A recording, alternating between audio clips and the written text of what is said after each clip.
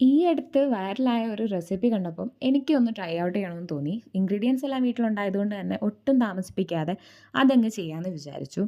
അപ്പം ഒരു പാൻ എടുത്ത് അതിലേക്ക് നെയ്യാണ് ആഡ് ചെയ്ത് കൊടുക്കുന്നത്. ഒലീവ് ഓയിൽ ഉണ്ടെങ്കിൽ ഇതിൻ്റെ ടേസ്റ്റ് കുറച്ചും കൂടെ എൻഹാൻസ്ഡ് ആയിട്ട് നിൽക്കും.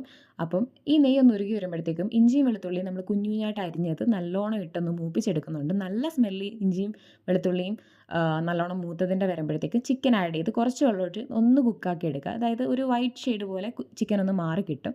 അപ്പോഴത്തേക്കും ഡാർക്ക് സോയ സോസ് ഇത്ര എമൗണ്ട് മാത്രം നമ്മൾ ആഡ് ചെയ്യുന്നുണ്ട്. ഒരു ടീസ്പൂണ് അത് ആഡ് ചെയ്ത് അതിലിട്ടൊന്ന് നല്ലോണം കുക്ക് ചെയ്തെടുക്കുക. ഞാൻ ഈ ചിക്കനിനകത്ത് ഓൾറെഡി ഉപ്പും കുരുമുളക് പൊടിയും കുറച്ച് മഞ്ഞൾപ്പൊടിയും കൂടി ഇട്ട് മാരിനേറ്റ് ചെയ്ത് വെച്ചതാണ്. അതുകൊണ്ടാണ് ഈ ഒരു ഷെയ്ഡ് തോന്നുന്നത്. അതിലേക്ക് കുറച്ച് സവോള നമുക്ക് ആഡ് ചെയ്ത് കൊടുക്കാം.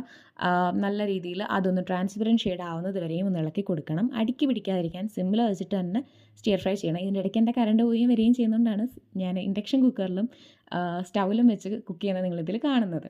അപ്പം അതൊന്ന് ട്രാൻസ്പെറൻറ്റ് ഷെയ്ഡിലേക്ക് വരുന്ന ടൈമിൽ നമുക്ക് ബാക്കിയുള്ള വെജിറ്റബിൾസ് ആയിട്ടുള്ള broccoli, carrot, beans, green peas ഉണ്ടെങ്കിൽ അതും നമുക്ക് ആഡ് ചെയ്യാവുന്നതാണ്. ഇത്രയും ആഡ് ചെയ്ത് കൊടുത്ത് അതെല്ലാം ആ സോസിൽ നല്ലോണം മിക്സ് ആവുന്നത് വരെ നല്ലോണം ഇളക്കി കൊടുക്കുക. ഈ ടൈമിൽ വേണമെങ്കിൽ നിങ്ങൾക്ക് ഉപ്പ് നോക്കിയിട്ട് ഉപ്പ് കുറവുണ്ടെങ്കിൽ ആഡ് ചെയ്ത് കൊടുക്കാം. കുരുമുളക് പൊടി വേണമെങ്കിൽ അതും ആഡ് ചെയ്ത് കൊടുക്കാം. ഒരുപാട് സ്പൈസി ഇഷ്ടമല്ലാത്തവർക്ക് ഓൾറെഡി ആ ചിക്കനകത്തുള്ള കുരുമുളകിൻ്റെ ആവശ്യമേ ഉണ്ടാകത്തുള്ളൂ. അപ്പോൾ നല്ല രീതിയിൽ മിക്സ് ചെയ്ത് കൊടുത്തതിന് ശേഷം നമുക്കിതൊന്ന് അടച്ച് വെച്ച് നല്ലോണം വേവിച്ചെടുക്കണം ഒരു 2-3 മിനിറ്റ്. കാരണം ബ്രൊക്കോളി ആണെങ്കിലും ക്യാരറ്റ് ആണെങ്കിലും ആ ഒരു ചിക്കൻ്റെ സ്റ്റോക്കിനകത്ത് കിടന്ന് നന്നായിട്ട് വെന്ത് വരണം. അപ്പം അതിന് വേണ്ടി നമുക്ക് ആ പാൻ ഒന്ന് അടച്ച് വെച്ച് വേവിക്കണം. നന്നായിട്ട് വെന്ത് വരുമ്പോഴത്തേക്കും ബ്രൊക്കോളിയുടെയൊക്കെ ആ ഒരു വാട്ടം നല്ല രീതിയിൽ നമുക്ക് മനസ്സിലാവും.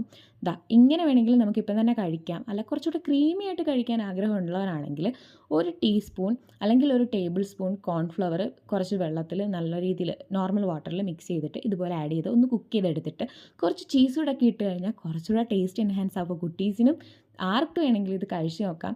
ചിക്കൻ മാത്രം ഇഷ്ടമുള്ളവർക്ക് വെജിറ്റബിൾസ് കഴിക്കാൻ പറ്റിയൊരു ഓപ്ഷനാണ്. അപ്പോൾ അടുത്ത വീഡിയോയിൽ കാണുന്നവർക്ക് like, share and subscribe to my channel. നിങ്ങളുടെ കമൻറ്റ്സ് ഞാൻ എന്തായാലും വെയിറ്റിംഗ് ആയിരിക്കും. അടുത്ത വീഡിയോയിൽ കാണാം. Bye by.